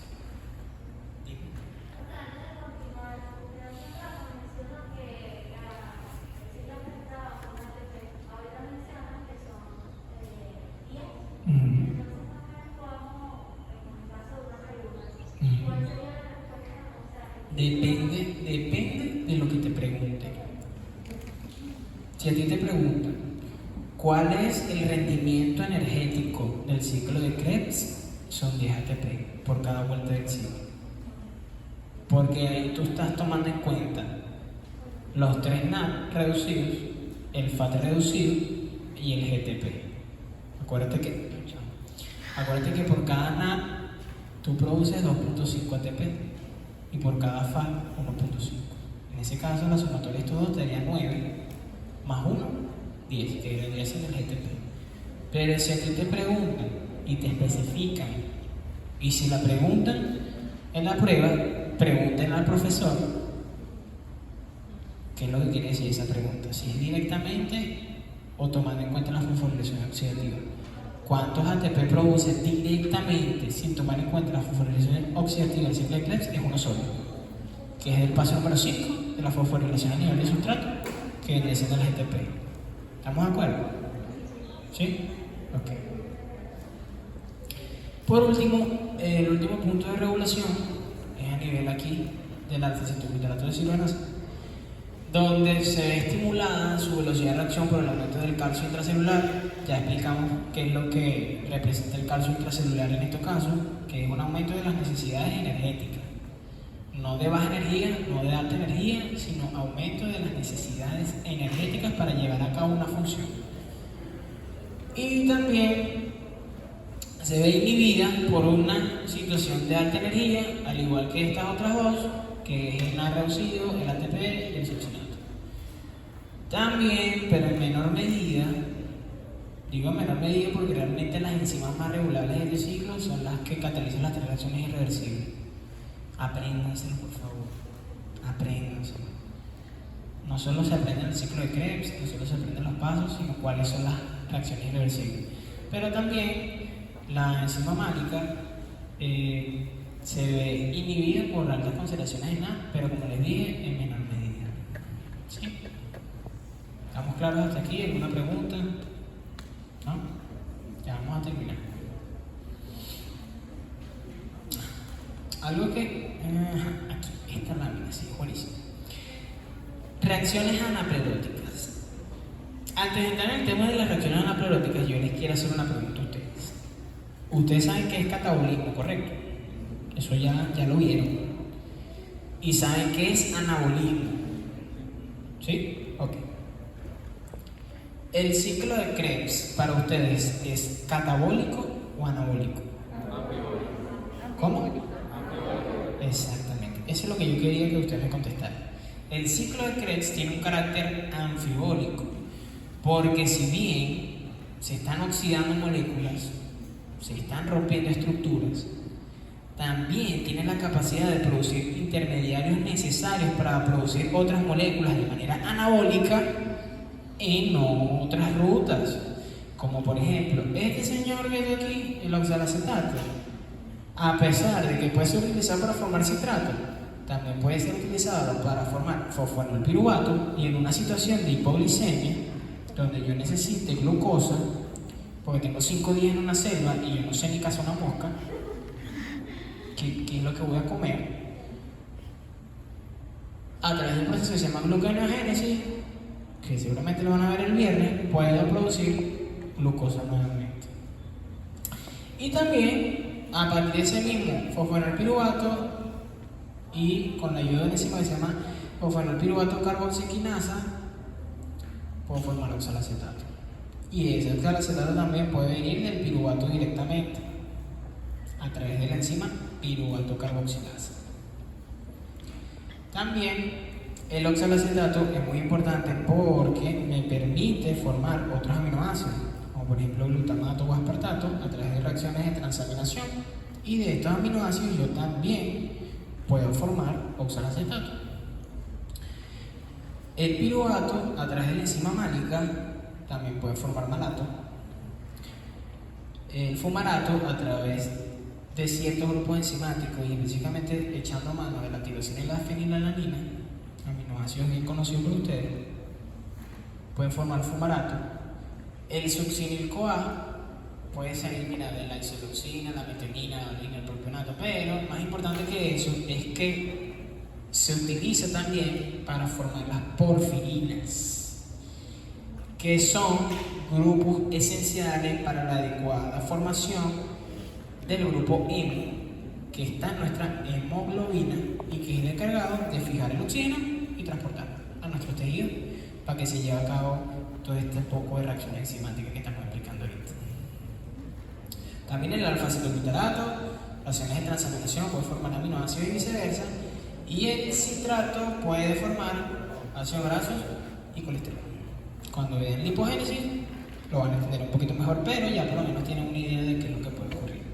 Entonces, ya sabemos que las reacciones anapleróticas son una serie de reacciones que están inmiscuidas en reponer los intermediarios que se han ido utilizando en el ciclo de Krebs.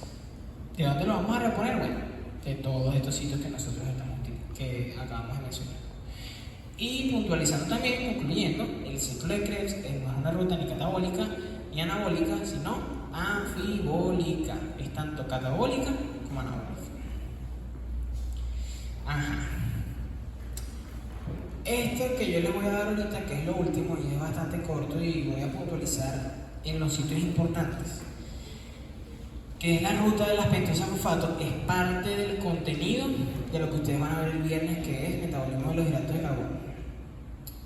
Dentro de este tema de producción aeróbica de ATP hay una parte final que es específicamente la cadena transportadora de electrones y la fosforilación de nivel de sustrato, que el viernes la van a ver.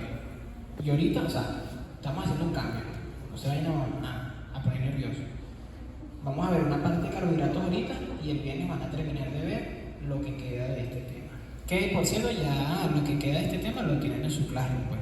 Ya lo subieron, los videos de cómo se forma la ATP, de los potenciales de reducción, potenciales redox y todo eso.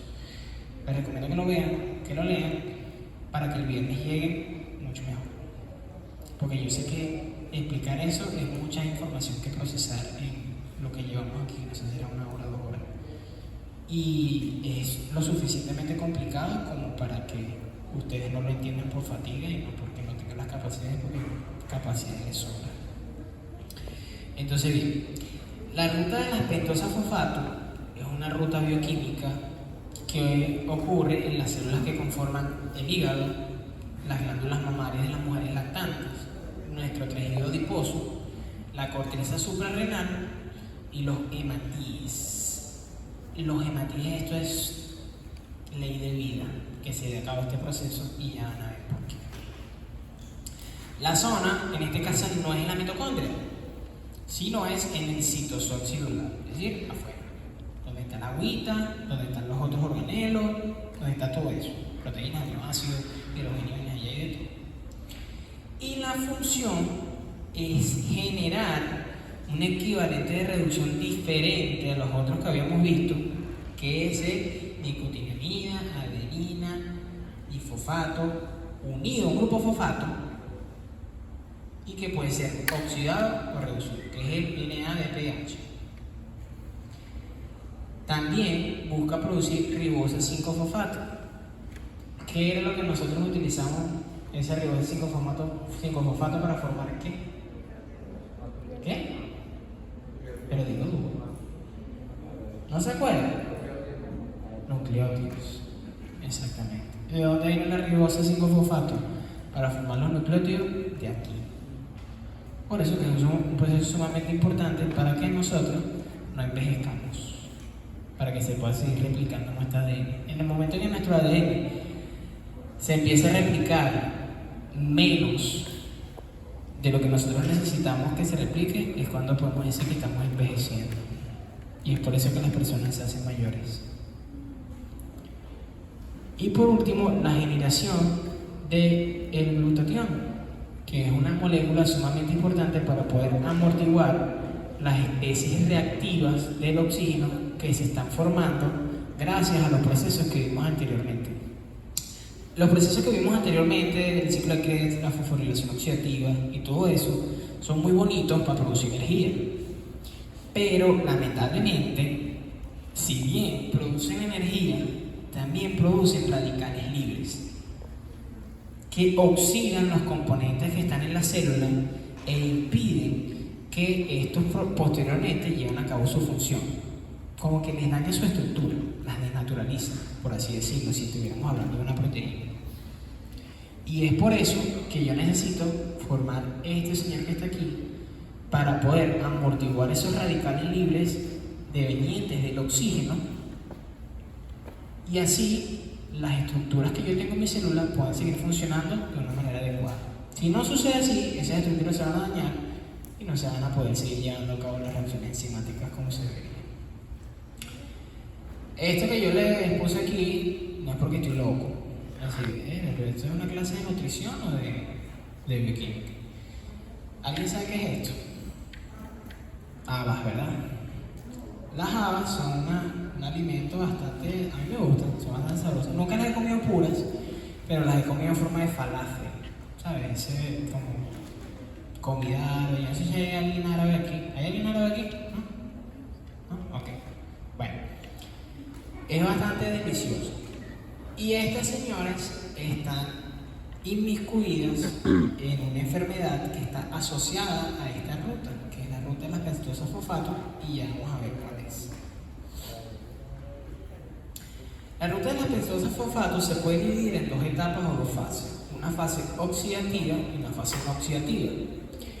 Realmente yo quiero puntualizar y quiero que entiendan bien, más que todo es la fase oxidativa.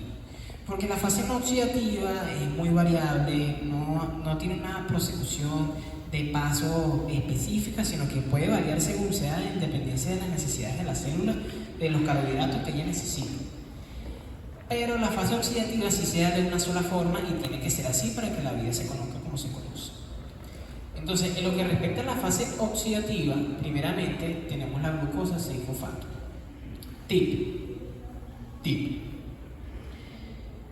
Para que la glucosa pueda ser metabolizada, tiene que tener un fosfato en su carbono número 6. Si no tiene un fosfato en el carbono número 6, esa glucosa entra y sale de la célula en un segundo. La única manera de que la glucosa no salga de la célula es a través de la fosforilación de la misma. Si no tiene ni grupo fosfato, no se puede metabolizar, se sale otra vez al torrente sanguíneo. Por más que la insulina me la quiera meter, por más que la insulina quiera introducir la glucosa 6-fosfato a la célula, esta va a salir, si no la fosforila. Una vez que entre en la célula, va a llegar una enzima que se llama glucosa 6-fosfato deshidrogenasa, y lo que va a hacer es, ¿qué es lo que va a hacer? Oxidarla, exactamente. Y a expensas de oxidarla, va a reducir una molécula de NADP. Posteriormente, eso me va a formar el 6-fosfogluconolactona. Y la fosfogluconolactona va a sufrir ahora una reacción de hidratación a través de una enzima que se llama 6-fosfogluconatoasa. Esa 6-fosfogluconatoasa me va a formar el 6-fosfogluconato. Y ese 6-fosfogluconato nuevamente va a sufrir una segunda reacción de oxidación catalizada por la enzima fosfogluconato deshidrogenasa. Se reduce nuevamente una molécula de NADP, se libera un CO2, que es el CO2 proveniente de este grupo carboxilo de aquí, y me queda la ribosa 5-fosfato. ¿Qué es lo importante que ustedes vean de esto? De que en este paso de acá, paso número 1, y en el paso número 3, se redujeron 2 NADP. Y como producto final tenemos la ribosa 5-fosfato, que la ribosa 5-fosfato posteriormente puede entrar a esta locura que está aquí. Que básicamente esto es la producción de diversos intermediarios pertenecientes al grupo de los hidratos de carbono. Aquí tenemos, mira, la fructosa. ¿Se acuerdan de la fructosa? ¿Se acuerdan de la eritrosa? Y del gliceraldehído. El gliceraldehído es importante ¿para qué? El gliceraldehído, ¿para qué era importante? Para formar diacilglicerol. Para formar diacilglicerol. Entonces, básicamente, lo que yo quiero que puntualicen ustedes es que aquí lo que van a ocurrir es reacciones de transferencia de grupos de carbono, de 2 en 2, máximo 3 grupos de carbono, pero habitualmente grupos de 2 carbonos, que los saco de una molécula y los transfiero a otra. ¿De qué molécula las voy a sacar? De las cetosas. ¿Se acuerdan de que es una cetosa y que es una aldosa, no? ¿Sí? Me espera mucho. Bueno, ya saben que el grupo donador de carbonos son las cetosas y el grupo aceptor de los carbonos son las aldosas.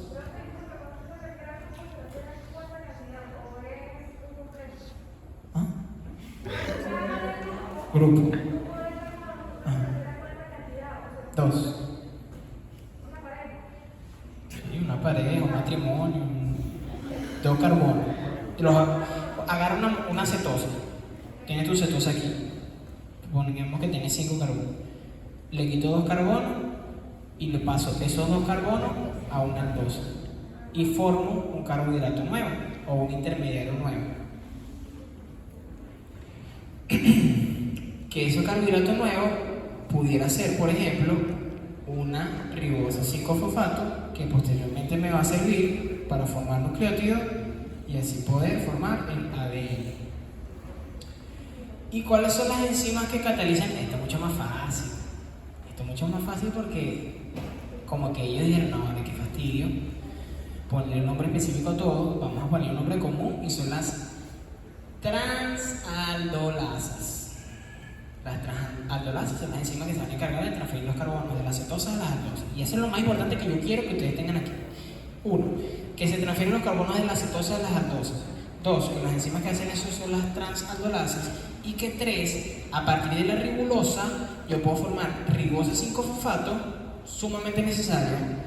Puedo formar fructosa 6-fosfato y puedo formar fructosa o gliceraldehído. Necesario para que se lleven a cabo, en este caso con la fructosa 6-fosfato, la glucólisis, en este caso con la ribosa 5-fosfato, la síntesis de nucleótidos, en este caso con el gliceraldehído, la formación de triacilglicerol. Parece que el gliceraldehído fungía como una molécula receptora de los ácidos grasos y así formaban los triglicéridos, que son moléculas de almacenamiento de lípidos. Forman goticas de grasa, se almacenan en nuestra barriguita y bueno, vamos a hacer un poquito más bonito. Aquí se los puntualicé, los carbonos se transfieren de cetosas a aldehídos, no se lo vaya a olvidar de esto. No es que le van a poner verdadero y falso. En la ruta de la pentosa fosfato los carbonos se transfieren de aldehído a cetosa y ustedes van a poner verdadero. Sí, pero con la B grandota. No, es de cetosa a aldehído. Y si les preguntan, verdadero y falso, la cetosa se transfieren a los aldehídos, van a poner verdadero, pero si lo ponen al contrario van a poner falso y van a explicar por qué. Bueno, porque realmente lo que se transfiere son los carbonos de la cetosa a los aldehídos Y eso ocurre a través de la enzima transacetilasa mexicana. Porque sucede porque sí. Porque Dios lo quiso así, exactamente. Porque Dios así lo quiso y no podemos ir en contra de su voluntad. Dios no quiere mucho. Dios hizo una obra y una creación perfecta. Si lo ven desde el punto de vista creacionista, o también lo pueden ver desde el punto de vista de la evolución, pero todo tiene una razón de ser. Si no, no existiera la ciencia y no estaríamos aquí. Ajá. Como les había mencionado, a partir de los procesos de oxidación, reducción del oxígeno, del ciclo de Krebs, de la fosforilación oxidativa, se forman radicales libres. ¿Cuáles son esos radicales libres? El peróxido de hidrógeno, especies reactivas del oxígeno y también el radical superóxido. Imagínense ese nombre, radical superóxido. Ya con ese nombre ustedes pueden inferir la capacidad de oxidación que tiene ese radical. Y si ese radical me oxida, una molécula, ¿ustedes creen que esa molécula va a poder funcionar de la manera que está funcionando antes? ¿Sí o no? ¿Sí o no? Yo creo que no. No puede, porque su estructura cambia. No es lo mismo la rigidez que puede tener una barra de hierro que está oxidada, que está corroída, que la que puede tener una barra de hierro recién producida. Eso es lo que yo quiero que ustedes entiendan. Y por eso es que estas especies reactivas son tan dañinas para nuestra salud. Son tan dañinas así que se ha estudiado y se ha demostrado que muchas de ellas están o participan en la fisiopatología de enfermedades tan importantes como el cáncer. Y es por eso que las vitaminas y los antioxidantes, y en este caso la formación de NADP y el glutatión, es tan importante para que nosotros podamos tener un estado de buena salud y que consiguientemente evitemos que se oxiden nuestros elementos, que nos pongamos viejos antes de lo debido y que gocemos una buena salud, sin cáncer y sin ninguna patología. Entonces, la glutatión peroxidasa es toda aquella enzima que participe en reacciones que tengan que ver con el peróxido de hidrógeno, que es el agua oxigenada que todos tenemos en nuestras casas, que nos echamos hacia la heribita y forma espumita y decimos, wow, eso está infectado. Eso está infectadísimo porque mira la cantidad de espuma que viene, la típica tía. Mira muchacha, como tú tenías eso. Porque empieza a salir una espuma que le pasa, la espuma es caliente. Y no es porque esté infectado, no. Es porque simplemente ocurre reacciones de oxidorreducción entre la hemoglobina presente en nuestra sangre y el agua oxigenada. Donde haya sangre y tú colocas agua oxigenada, va a haber una reacción catabólica exergónica que desprende energía, por eso es caliente y por eso genera esa espuma. Hoy aprendieron algo nuevo. Bien. O bueno, no sé si ya lo sabían, capaz. Bien. La enzima catalasa es otra enzima que también participa en la eliminación del peróxido de hidrógeno y que necesita del NADPH como cofactor para que se pueda producir. Y también hay una enzima que tiene un nombre rarísimo, la superóxido dismutasa, nos ayuda a desintoxicar el radical superóxido. Ojo, los radicales libres y estos productos tóxicos no solamente son productos de la producción de energía, del oxígeno, de la cadena transportadora de electrones, de la fosforilación oxidativa. No. También puede ser producto de la metabolización de los fármacos de nuestro organismo. Nosotros creemos que nosotros agarramos y nos tomamos una pepa de acetaminofén y eso no importa, eso no hace nada. Pero realmente los fármacos tienen un efecto terapéutico. Pero también por eso es que la sobredosificación de los fármacos puede generar efectos tóxicos, porque producen radicales libres o especies tóxicas que no pueden ser eliminadas a través de esta serie de procesos, usualmente por encima del grupo de la citocromo B reductasa. ¿Qué genial? ¿Sí está por aquí? Bueno, una enzima que nosotros tenemos en nuestro hígado es el que se encarga de inactivar los productos tóxicos de los fármacos. Y es por eso que tú agarras y tú te tomas una acetaminofén y está de pinga la cosa, pero si tú tomas 5 cajas de acetaminofén de 30 pastillas, probablemente te mueras. Porque no le da chance a tu hígado, a las enzimas citocromo B reductasa, de poder eliminar a través de la excreción renal o la excreción biliar esas especies reactivas del fármaco que se están formando. Y es por eso que cuando ustedes, con el favor de Dios, Diosito, por favor, sean médicos y vayan a atender a sus pacientes y vayan a indicar un fármaco, ese fármaco tiene una dosis, cada 8 horas, cada 12 horas, cada 24 horas, para evitar una sobredosificación y efectos adversos del fármaco. Hay unos efectos adversos de los fármacos que lamentablemente no se pueden evitar, lamentablemente, y que hay personas que necesitan que sea así, pero por lo menos no lo vas a matar. Entonces, bien, el NADPH es importante para que esta enzima, la glutatión peroxidasa, pase de su estado oxidado a su estado reducido. Y es cuando está en su estado reducido que va a tener la capacidad de amortiguar los radicales libres o las especies oxidativas que se forman producto del metabolismo en general. Por eso es que el NADPH es tan importante. Y, mira, ven, aquí está la citocromo-B reductasa, esto es un eritrocito. El NADPH es sumamente importante porque permite reducir el hierro cuando entra en estado férrico en nuestra hemoglobina. Acuérdense que el hierro tiene dos valencias, 3 y 2, hierro ferroso, hierro férrico. Cuando entra en estado férrico, es decir, que le faltan electrones, por consiguiente está vuelto loco, donde saco esos electrones, Dios mío, voy a oxidar lo que sea. No creo en nadie, lo oxido, no me importa si tú necesitas esto para vivir, no me importa, lo quiero. Toxiquísimo. Es ahí donde enzimas como la citocromo-B reductasa dice, para allá va, calma tus caballos, tranquilízate, yo te voy a dar el electrón que tú necesitas y sigue con tu vida, sigue fijando el oxígeno. Y hay situaciones donde hay pacientes que tienen un déficit de esta enzima que vemos aquí, de la glucosa sulfato deshidrogenasa, y eso genera que la ruta de las pentosas fosfato no se pueda llevar a cabo de manera adecuada. Y si no se puede llevar a cabo de manera adecuada la ruta de las pentosas fosfato, ¿qué es lo que sucede?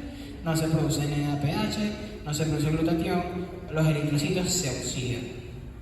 Y esos eritrocitos oxidados cambian su estructura. También se forman algo que usted... ¿Tú?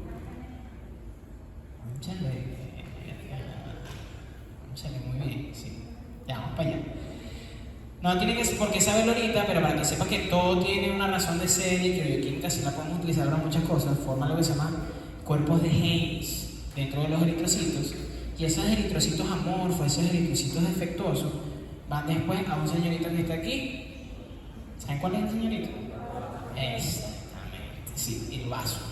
El vaso dice, no, estos eritrocitos están demasiado feos, hermano, vamos a destruirlos. Y si bien los destruye, los retira de la circulación, forma algo que se llama bilirrubina. Y ahí es donde entramos como en la canción de Juan Luis Guerra, se nos sube la bilirrubina y los niveles altos de bilirrubina producen ictericia, coloración amarillenta de la piel, que eso puede estar en múltiples patologías, hepatitis, o en este caso lo que estamos hablando es una anemia hemolítica. Por una parte tengo un aumento en las concentraciones de bilirrubina, una ictericia y también una disminución de la hemoglobina porque se me están destruyendo los glóbulos rojos en el vaso. Esto es una enfermedad poco frecuente en América, pero sí un poco más frecuente en África y Asia. Y por sí sola no causa ningún tipo de malestar a la persona, a menos que haya algo que estimule, que haya un aumento de las necesidades de NADPH, de glutatión, y que esta vía simplemente no lo puede generar. Y una de esas aumentos de necesidades es el consumo de las habas que vimos en la primera lámina. Y por eso que esta gente no puede comer falafel, no puede comer habas, porque se ponen amarillos y bueno, causa daños a su salud. Tanto es así que si revisan el Leninger hay una historia bastante curiosa de que porque Pitágoras, un matemático, filósofo, bueno, de todo, griego, recomendaba a la gente no comer habas porque estaba descrito ya en esa época. Imagínense, estamos hablando de años de años. que el consumo de habas era perjudicial para la salud, y sí lo es, pero en versiones específicas. Ajá, María. Me estás parando, burro. Me encanta. Y bueno, muchachos, por último vamos a hablar de la regulación de la ruta de las plantas de sulfato, al igual que los demás. Puede ser a través de la modulación del enzima glucosa 6-fosfato deshidrogenasa. Por consiguiente, ya ustedes pueden inferir que la glucosa 6-fosfato deshidrogenasa cataliza la reacción limitante de la ruta.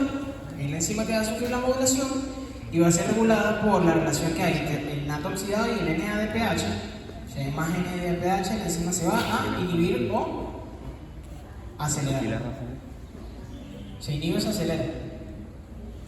No, yo no voy de aquí hasta que ustedes me contesten, tranquilo.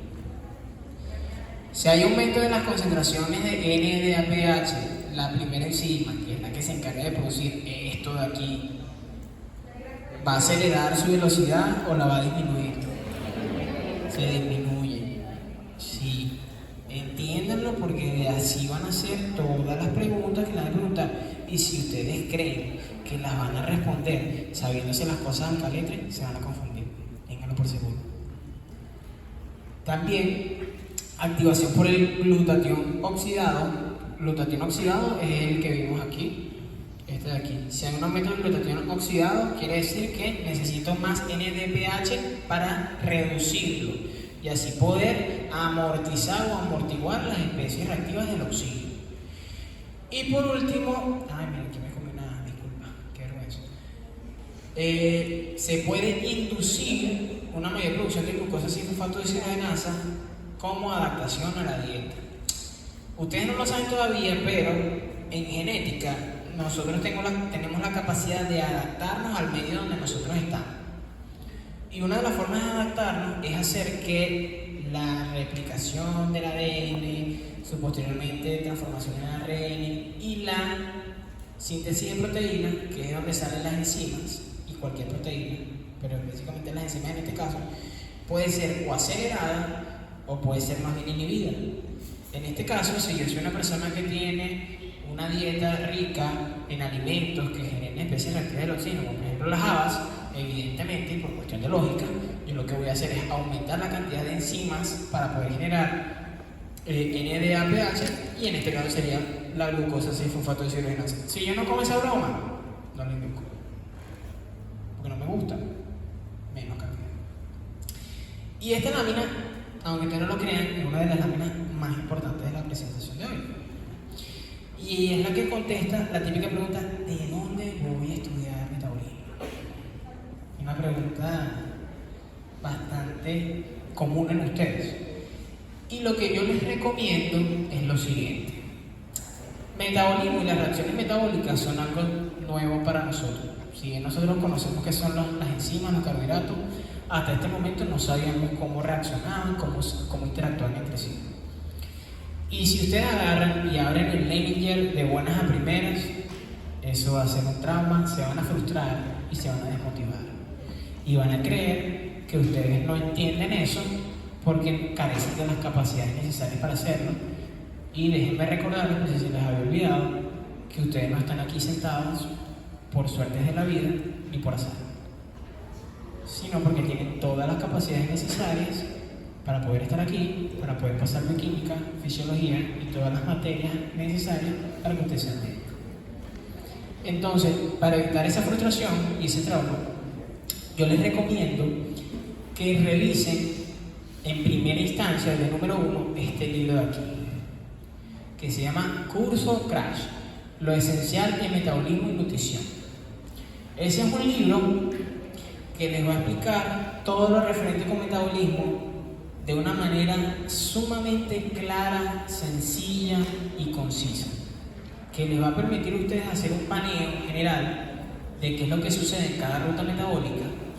Y posteriormente, ya una vez ustedes entendiendo eso, se pueden lanzar para el segundo nivel, que vendría siendo este de aquí, el Feducci, Blanco Romero, Bioquímica, Conceptos Esenciales. Un libro español muy bueno también, que explica las cosas de una manera clara, concisa y precisa, pero con un poquito más de complejidad que el Crash. Y ya, una vez entendido, internalizado todo eso, pueden irse con el Leninger o con el Math, lo que ustedes prefieren. Yo les recomiendo el Leninger. Pueden irse con el Leninger y así agarrar las cosas que no estaban en los otros libros, pero entenderlas y tenerlas allí como un extra. También les recomiendo de que ustedes tienen un programa de bioquímica y en ese programa de bioquímica están bien detallados todos los objetivos necesarios que ustedes necesitan entender de cada tema. Desarrollen esos objetivos de la manera que ustedes quieren, pero desarrollenlo para que no se les olvide nada y que en la prueba no nos sorprendan con algo que no se estudiaron. Así bien, bueno, espero que hayan entendido, que haya sido de provecho su clase, que pasen buen día y que estudien mucho y entonces el viernes